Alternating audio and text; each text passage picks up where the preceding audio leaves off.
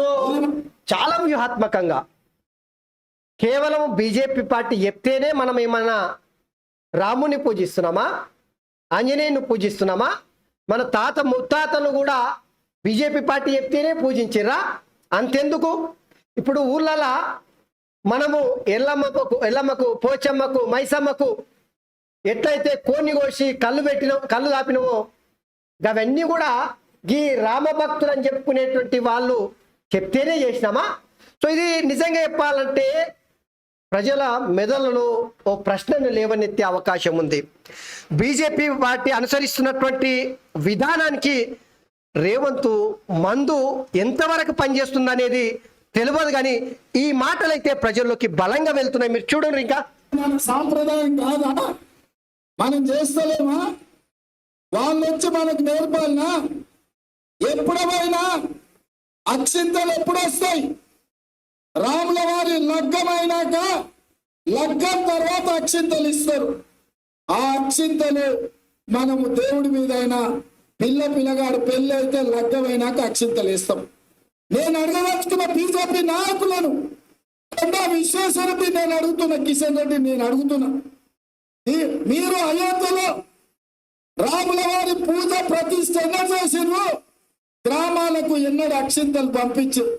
Ration బియ్యం తీసుకొచ్చి ఇక్కడనే స్థానికంగా పసుపు కలిపి ఇవే అయోధ్య నుంచి వచ్చిన అక్షింతలని మంచి అబద్ధాలు చెప్పి. సో ఇది మీరు చూడురి ఎంత బలంగా ప్రజల నుంచి స్పందన వచ్చింది. అయోధ్య రామ మందిర ప్రాణ ప్రతిష్ఠ జరిగేటువంటి సందర్భంలో సో మామూలుగా అయితే ఈ అక్షింతలు సీతారామ కళ్యాణం రోజున అందరికీ ఇచ్చి ఆ విగ్రహాల మీద మనం చల్లుతాం. ఇక పెళ్ళిళ్ళ కూడా పెళ్లి తర్వాత అక్షంతలు చల్లుతాం. కానీ అయోధ్య రామ మందిర ప్రాణ ప్రతిష్ఠ జరిగినప్పుడు ఇక్కడ ఉన్నటువంటి రామభక్తులు ఎవరైతే ఉన్నారో బీజేపీ అంటే రామభక్తులు అంటే బీజేపీ పార్టీ కార్యకర్తలు కావచ్చు, ఎవరైనా కావచ్చు, వాళ్ళంతా ఎక్కడి నుంచి తీసుకొచ్చిర్రు ఆ అక్షింతలు? రేషన్ షాప్లో దొరికే బియ్యం తీసుకొచ్చిర్రు, దానికి పసుపు ఇంత కుంకుమ కలిపి ఇవే అక్షింతలు అయోధ్య నుంచి తీసుకొచ్చినామని చెప్పేసి పంచిపెట్టిరు అనేది ప్రజల్లో గట్టిగా వెళ్తుంది. అయితే ఇది నిజంగానే బీజేపీ పార్టీకి ఓట్లు పడే దాన్ని అడ్డుకుంటుందంటే చెప్పలేం. కానీ వ్యూహాత్మకంగా ఇది నిన్న స్టార్ట్ చేసిండు రేవంత్ రెడ్డి ఈ వ్యూహం. అంతకుముందు గత 10-15 రోజుల నుంచి వ్యూహం చూస్తేనంటే పరిశాన్ కావాల్సిందే. నిజంగా ఏం ముచ్చట ముచ్చట అసలు రేవంత్ రెడ్డి వ్యూహం. రాహుల్ గాంధీ జాతీయ స్థాయిలో కాంగ్రెస్ పార్టీ వర్గాలే కూడా నిర్గాంతరపోయే విధంగా, నివ్వెరపోయే విధంగా రేవంత్ రెడ్డి వ్యూహాలు తెలంగాణలో పదులు పెడుతున్నటువంటి తీరు మనకు కనిపిస్తుంది. ఒక్కసారి మీరు చూడురి. సో కాంగ్రెస్ వ్యూహం ఇప్పుడు ప్రస్తుతం రేవంత్ రెడ్డి అనుసరిస్తున్నటువంటి ప్రధానమైనటువంటి వ్యూహం రిజర్వేషన్ల అంశం. మీకు తెలుసు గత 10-15 రోజుల నుంచి రిజర్వేషన్ల మీద ఏకంగా కేసులు ఢిల్లీ పోలీసులు వచ్చి తెలంగాణ ముఖ్యమంత్రి రేవంత్ రెడ్డి మీద కేసు పెట్టడానికి వచ్చిరనేటువంటి ఏదైతే ప్రచారం చేసిరో దానికి తగ్గట్టుగా ఒక ఫేక్ వీడియో, అమిత్ షా చెప్పినట్టు ఒక ఫేక్ వీడియో, ఎస్సీ ఎస్టీ బీసీల రిజర్వేషన్లు రద్దు చేస్తారనేటువంటి ముచ్చట దబాయించి తీసుకెళ్ళిండు రేవంత్ రెడ్డి. ఈ విషయంలో చాలా బలంగా సక్సెస్ అయ్యిండు. ఏ ముచ్చట ఆ ముచ్చట ఎంత కాదనుకున్న రిజర్వేషన్ల అంశాన్ని, ఎస్సీ ఎస్టీ బీసీల రిజర్వేషన్లను బీజేపీ అధికారంలో వస్తే బరాబర్ రద్దు చేస్తుందనే ముచ్చట చాలా స్పష్టంగా చెప్పడంతోన ఇది అయితే బీజేపీ విషయంలో కొంత అపనమ్మకాన్ని కలిగించేటువంటి ప్రయత్నం చేసిండు. ఇది ఎంతవరకు సక్సెస్ అవుతుంది అనేది ఇప్పటికిప్పుడు అయితే చెప్పలేము. ఇది మొట్టమొదటి వ్యూహం. ఆ తర్వాత రెండో వ్యూహం, బీజేపీ అధికారంలోకి వస్తే రాజ్యాంగాన్ని రద్దు చేస్తారు. దీన్ని కూడా బలంగా తీసుకెళ్ళారు.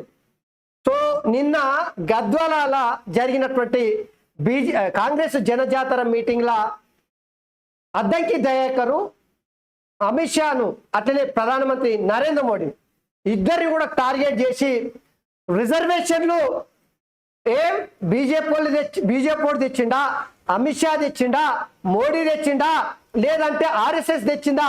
ఎవరబ్బు సొత్తని ఈ రిజర్వేషన్లు రద్దు చేస్తారు, ఎవరు తెచ్చిరని చెప్పేసి రాజ్యాంగాన్ని రద్దు చేస్తారు, ఖబర్దార్ అని చెప్పేసి ఆయన మాట్లాడింది. దీన్ని ప్రజల్లోకి ఈ రెండు అంశాలను ఆ శుద్ధి లేకుండా ప్రజలకు చెప్పడం ద్వారా కాంగ్రెస్ పార్టీ బీజేపీ పార్టీని ఎదుర్కొనేటువంటి వ్యూహంలో ఎంతో కొంత అయితే ఖచ్చితంగా ఇందులో సక్సెస్ సాధించే అవకాశం ఉంది. ఇక ఈ రెండింటికి తోడు మూడవది, ఈ మూడోది చెప్పే ముందు ఇక్కడ బీజేపీ వ్యూహం చూడరి. ఇందాక చెప్పినట్టు ఇక ఈ మూడవది ఏం లేదు,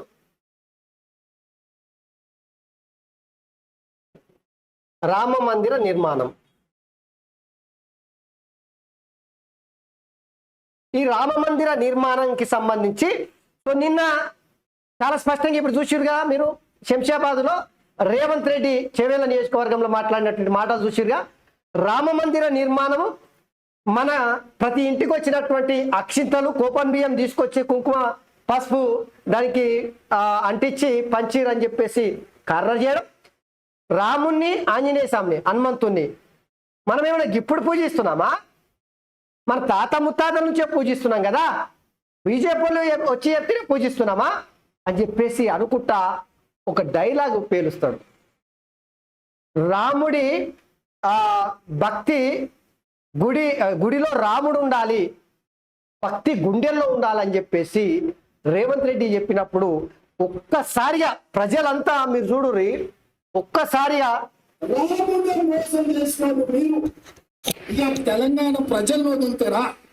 ఎప్పుడైనా అక్కడ అయోధ్యలో పూజ జరగకుండా 15-20 నమ్ముతాం, మేము విశ్వసిస్తాం, మేము పూజిస్తాం. సో ఇప్పుడు చెప్తాడు చూడు, రాముడు దేవుడు గుడిలో ఉండాలి, భక్తి గుండెల్లో ఉండాలి. ఒక్కసారి చూడండి, తప్పట్లు హర్షాద్రేకాలు. ఇది ఈ మూడు వ్యూహాలకు బీజేపీ దగ్గర సమాధానాలు ఉన్నాయా? బీజేపీ ఎన్నుకున్నటువంటి ఎజెండా ఏంది? ఒకటి R R tax, Revanth Reddy Rahul Gandhi commission, R R commission అని చెప్పేసి ఇదొక ఎజెండా పాడుతున్నారు. రెండోది ఇండియా కూటమికి ప్రధానమంత్రి అభ్యర్థి లేడు, పిఎం క్యాండిడేటే లేదనేది. మూడవది రాహుల్ బాబా అంటే రాహుల్ గాంధీ చులకన చేసి విమర్శించడం. మెయిన్ ఇక్కడ ఏంటంటే ప్రధానంగా బీజేపీ ఎజెండాలో కాంగ్రెస్ గవర్నమెంట్ కూలిపోతుంది, కాంగ్రెస్ గవర్నమెంట్ కూలుతుంది. ఎప్పుడు? పార్లమెంట్ ఎన్నికల తర్వాత కాంగ్రెస్ గవర్నమెంట్ కూలిపోతుంది అని చెప్పేసి BJP. So R R commission, India కూటమికి పిఎం అభ్యర్థి లేడు. తర్వాత ఇంకొకటి చాలా కీలకమైనటువంటిది ఏంటంటే ఈ మూడింటికి తోడు ఏది R R Revanth Reddy Rahul Gandhi commission, India కూటమికి పిఎం లేడనేది, కాంగ్రెస్ గవర్నమెంట్ కూలిపోతుంది. దీనికి తోడు కరెక్ట్గా తెలంగాణలో ఉచిత పథకాలు,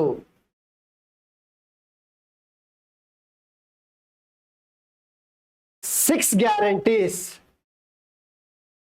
ఏదైతే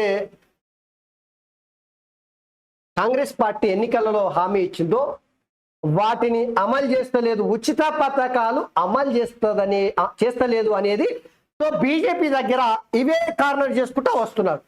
నిజంగా ముచ్చట మీరు చూడుర్రి, బీజేపీకి కాంగ్రెస్ వ్యూహానికి ఆస్మాన్ ఫరక్ ఉంది. దేశంలో ఎక్కడైనా బీజేపీ వ్యూహాలు బరాబర్ కాంగ్రెస్ మీద మస్తు పనిచేస్తున్నాయి. కానీ తెలంగాణకు వచ్చే వరకు రేవంత్ రెడ్డి వ్యూహాలు, రేవంత్ రెడ్డి మాస్ని ఆకర్షించడానికి పదునైనటువంటి పదజాలంతోన విమర్శించడం, దాని ద్వారా సో రెఫరెండం అని అందుకే అంటున్నాడే. మరి ఖచ్చితంగా తెలంగాణలో బీజేపీ అనుకున్నట్టు 10-12 స్థానాలు రానియకుండా ఈ వ్యూహము, ఈ మూడే మీరు చూడండి. ఇంకొక ముచ్చట చూస్తాయి, 3 చాలా కీలకమైనవి కూడా. ఇంకోటి ఏంటంటే మీరు గత 10-15 రోజుల నుంచి దినపత్రికలు చూడండి, సో ఇది ఏప్రిల్ 26వ తారీఖు, ఏప్రిల్ 26వ తారీఖు వెలుగు పేపర్ చూపిస్తాం మీకు అందరికీ. చూడురి, మోదీ మళ్ళీ గెలిస్తే రిజర్వేషన్లు రద్దు, బీజేపీకి ఓటేస్తే జరిగేది ఇదే, ఎస్సీ ఎస్టీ బీసీలు అప్రమత్తంగా ఉండాలి, రాజ్యాంగ హక్కులను బీజేపీ కాలా రాస్తుందని చెప్పేసి ఇదే సింగిల్ ఎజెండా. చూడురి, రిజర్వేషన్ల రద్దు, రాజ్యాంగ రద్దు.